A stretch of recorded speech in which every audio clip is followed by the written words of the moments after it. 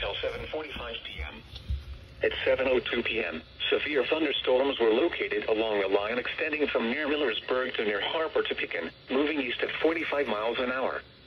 Expected hazards include 60 miles an hour wind gusts and quarter-size hail. Hail damage to vehicles is expected.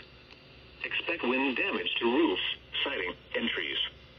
Locations impacted include Iowa City, Washington, Sigourney, Kelowna, Wellman, North English, Riverside, Hills, Brighton, Richland, Ainsworth, Crawfordsville, Keswick, South English, Harper, Kinross, Coppock, Richmond, Keota, and Ali.